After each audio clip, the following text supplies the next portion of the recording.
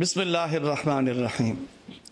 اکتوبر 2016 کو پروفیسر ساجد میر صاحب سے میری ملاقات ہوئی۔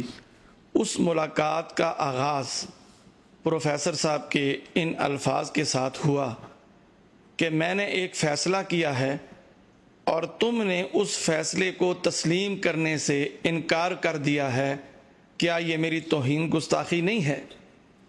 تو میں نے جواباً کہا کہ آپ کے سوال کا جواب میں احتراماً نہیں دینا چاہتا۔ تو کہنے لگے کہ جواب دینا احترام ہے اور نہ دینا گستاخی ہے۔ تو میں نے کہا جی پھر سن لیجئے، یہ توہین اور گستاخی اس لیے ہوئی کہ آپ نے اہل حدیث یوتھ فورس پاکستان کے معاملات میں قبل از وقت مداخلت کی ہے۔ تو میرا یہ جواب سنتے ہی شدید غصے میں لال پیلے منہ سے تھوک جاگ تو کہنے لگے کہ اب میں اہل حدیث یوتھ فورس پاکستان کے پر کاٹ دوں گا، اب میں اسے صحیح معنوں میں ذیلی بنا دوں گا، اب میں یہ کروں گا، اب میں وہ کروں گا۔ تو میں نے جواباً کہا کہ آپ جنگل کے بادشاہ ہیں، آپ جو چاہیں آپ کر سکتے ہیں، آپ کو کون ہے پوچھنے والا؟ تو اس کے بعد ان کا لب و لہجہ تبدیل، چہرے پہ مسکراہٹ، اور کہنے لگے کہ میں تم سے ایک وعدہ کرنے جا رہا ہوں کہ میں آئندہ تمہیں اہل حدیث یوتھ فورس پاکستان کا صدر بناؤں گا۔ گالی برگیڈ جو روزانہ آپ لکھتے ہو نا کہ صدارت سے ہٹایا گیا، عہدہ چھن جانے کی وجہ سے یہ کر رہا ہے وہ کر رہا ہے، آپ کے پھپھا جی مجھے آئندہ بھی صدر بنانا چاہتے تھے، مجھے اہل حدیث یوتھ فورس پاکستان کا آئندہ صدر رکھنا چاہتے تھے، اور مجھے اہل حدیث یوتھ فورس پاکستان کا چیئرمین بنانا بھی چاہتے تھے، یہ بھی پیشکش موجود تھی۔ تو کہنے لگے کہ اگر میں نہ رہا، پھر مسکرا کے کہنے لگے کہ میرے نہ رہنے کا مطلب یہ نہیں ہے کہ میں جماعت کا امیر نہ رہا، اگر میں دنیا میں نہ رہا تو یہ 4 افراد، ان کے ساتھ 4 افراد میرے علاوہ اور بھی 5 افراد موجود تھے، اور 4 افراد کی طرف انہوں نے اشارہ کر کے کہا کہ میرے اس وعدے پہ اگر میں دنیا میں نہ رہا، میں فوت ہو گیا، میں مر گیا، تو یہ 4 افراد میرے وعدے پہ عمل درآمد کروائیں گے۔ تو میں نے افسوس کا اظہار کیا اور کہا کہ مجھے افسوس ہے کہ آپ میرے نقطۂ نظر کو سمجھنے کے بجائے آپ مجھے صدارت کا اور عہدے کا لالچ دے رہے ہیں۔ مجھے نہ صدارت کی ضرورت ہے نہ کسی اور عہدے کی ضرورت ہے۔ اور اس موقع پہ میں نے آخری بات یہ کہی کہ میر صاحب، میں نے 8 سال اہل حدیث یوتھ فورس پاکستان کی قیادت کی ہے، 7 سال میں نے اہل حدیث یوتھ فورس پاکستان سے، تنظیم سے کسی قسم کا کوئی بھی تنظیمی سفری اخراجات کسی قسم کے میں نے وصول نہیں کیے۔ انہوں نے جواباً کہا کہ یہ چیز میرے علم میں ہے اور جماعت کے لیے آپ کی مالی خدمات کو میں خراج تحسین پیش کرتا ہوں۔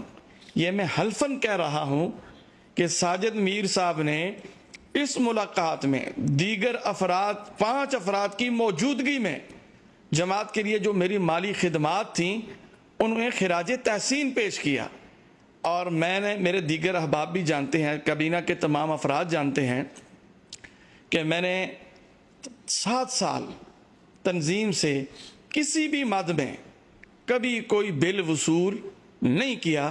میں جو جملہ اخراجات تنظیمی سفری جو جملہ اخراجات تھے وہ سارے میں نے خود برداشت کیے ہیں، میں نے کبھی کوئی بل کسی سے وصول نہیں کیا۔ تو گالی برگیڈ اپنا ریکارڈ درست کیجئے، یہ عصبیت کی کالی اینک اتاریے اور انصاف کا ترازو ہاتھ میں لیجئے۔ یہ جو روزانہ آپ الزام لگاتے ہیں، بہتان تراشی کرتے ہیں، ثبوت پیش کیجئے۔ اگر نہیں کر سکتے تو انشاءاللہ تعالی، میں نے تو آپ کو معاف کر دیا ہے۔ میں نے تو پہلے بیان میں ہی آپ کو کہا تھا کہ آپ جتنی گالیاں مجھے دے رہے ہیں یا آئندہ دیں گے تو میں اللہ تعالیٰ کی رضا کے لیے آپ کو معاف کرتا ہوں، چونکہ آپ معصوم لوگ ہیں، حاضری لگوانا چاہتے ہیں، حاضری، اور حاضری لگوا کے کسی بیچارے نے کوئی غسل خانہ لینا ہے، کوئی واش روم لینا ہے، اب یہ میرے الفاظ سن کے عام آدمی سوچے گا کہ یہ غسل خانہ کیا ہے، یہ واش روم کیا ہے، یہ وضو خانہ کیا ہے. اس کی بھی تفصیل انشاءاللہ آئندہ چل کے میں آپ کو بتاؤں گا. تو خیر میں وہاں سے اٹھا اور اس کے بعد میں نے انہیں یہ بھی بتایا انہی افراد کی موجودگی میں کہ تنظیم 12.5 لاکھ روپے کی میری مقروض ہے. تنظیم نے میرے 12.5 لاکھ روپے دینے ہیں. تو خیر میں وہاں سے اٹھ کے آ گیا. اس کے چند دن بعد ہی پورے پاکستان میں میرے خلاف ایک تحریر بھیجی گئی، ایک لیٹر بھیجا گیا کہ ذاکر الرحمن صدیقی تنظیم کے اتنے پیسے کھا گیا ہے. یہ پروفیسر ساجد میر صاحب کا پرانا آزمودہ طریقہ واردات ہے. جو بھی ان کے سامنے کھڑے ہونے کی کوشش کرتا ہے اس کے خلاف بے بنیاد پروپیگنڈا، الزام تراشی، بہتان بازی، یہ ان کا پرانا طریقہ واردات ہے. میں تو پہلے بھی کہہ چکا ہوں کہ میری کیا اوقات ہے.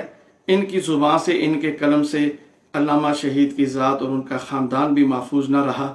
سب جانتے ہیں کہ بت شکن کے نام سے جو پمفلٹ شائع ہوا وہ کس نے لکھا، اس کا رائٹر کون ہے، اور اس کے اندر آپ حیران ہوں گے کہ اتنے فضول اور اتنے مذموم اور اتنے بے بنیاد الزامات کہ آپ سن کے پڑھ کے حیران ہوں گے.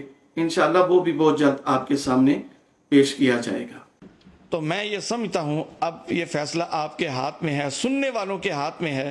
جیسے آپ امانت و دیانت کا پہاڑ سمجھتے ہیں، تو خدا کے لیے یہ مجھے بتائیے کہ کیا ایسا آدمی امانت دار اور ایماندار یہ ہو سکتا ہے کہ جو ایک مجلس میں چند دن پہلے تنظیم کے لیے میری مالی خدمات کو خراج تحسین پیش کر رہا ہو، اور چند دن بعد ہی صرف مجھے دبانے کے لیے، جھکانے کے لیے، دباؤ میں لانے کے لیے اور یہ بٹھانے کے لیے اس قسم کا مضموم اور جھوٹا پروپیگنڈا پورے پاکستان میں پھیلایا گیا ہے. لیکن اسے نہیں پتا تھا کہ اللہ کے فضل و احسان سے ہم اللہ کے علاوہ کسی سے نہیں ڈرتے. آپ تو اپنے آپ کو اہل حدیث بھی کہتے ہیں اور اہل توحید بھی کہتے ہیں، لیکن آپ کا اس چیز پہ یقین نہیں ہے کہ عزت، ذلت، موت، حیات، نفع، نقصان یہ اللہ تعالیٰ کے علاوہ دنیا کی کوئی بھی طاقت نہیں دے سکتی. اور آپ یہ سمجھتے ہوں گے، اور میرا یہ یقین ہے الحمدللہ، کہ آپ کے یہ سیلاب والے پیسے، یہ زلزلے والے پیسے، یہ پیغام ٹی وی کے نام پہ اکٹھے کیے ہوئے پیسے، یہ سارے وسائل آپ خرچ کر کے بھی اللہ کے فضل و احسان سے آپ میرا کچھ نہیں بگاڑ سکتے، آپ مجھے کوئی نقصان نہیں دے سکتے. یہ میرا اللہ تعالیٰ پہ یقین ہے. اور انشاءاللہ تعالیٰ اس اپنی گفتگو کے اندر میں نے ایک لفظ بولا ہے کہ ساجد میر صاحب نے کہا کہ تم نے میرے فیصلے کو تسلیم نہیں کیا. وہ فیصلہ کیا تھا آئندہ گفتگو میں انشاءاللہ تعالیٰ.